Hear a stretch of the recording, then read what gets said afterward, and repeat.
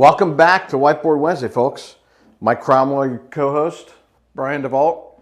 And we're here today to talk about the third episode in our Cybersecurity Posture series.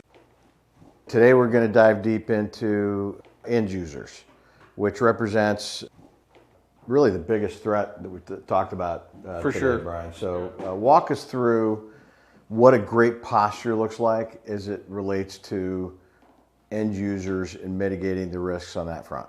The reason end users represent so much risk is because you're introducing the human element, right? They have to make a decision about what they do, an action that they take if something that represents harm is introduced to them. So these are things like phishing emails, social engineering schemes, smishing, phishing by text, those types of things. So really what you want to do is have a multi-pronged approach towards how you approach the end user aspect of your cybersecurity posture. And so with ours, we take this approach where we're assessing our current situation. So we use a product, shameless plug for KnowBe4. We're a partner for them. Netrio implements their solutions, and they walk us through a lot of these components. I'll point out which ones. So you have tools, right, that help you assess what your end user aptitude is when it comes to cybersecurity.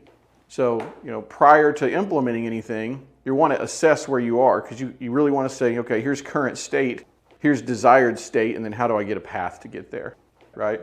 So you assess your current aptitude. You understand your business risks, right? I have different business risks if I'm a financial advisory firm than I do if I'm a hospital, right? Or if I'm a lawyer, right? So my business risks are different based on the industry that I'm in and how my industry does business. For instance, if you work in the real estate industry and 99% of financial transactions operate via wire, would-be hackers are going to try to attack that by saying, wire me some money, right? So just understand what the threats are to your organization. And then train your end users. Use a training program. There are very mature platforms out there. KnowBe4 is one that have video-based training that keeps it interesting. Some of them have the gamification built into them. But you can test, and afterwards you can test your users to make sure that they understood the video content that they watched and that they learned something from it, right?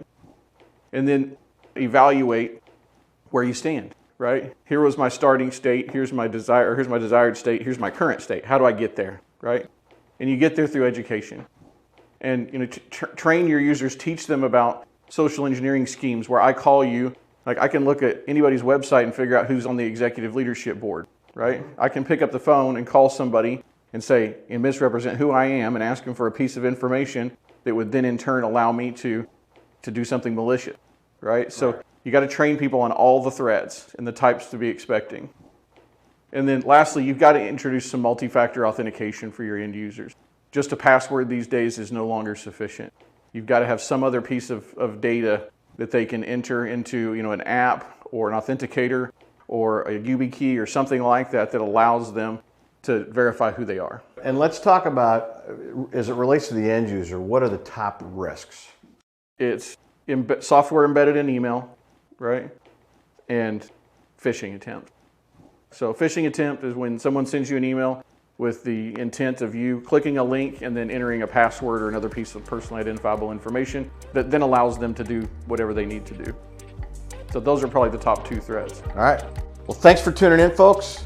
See you next week.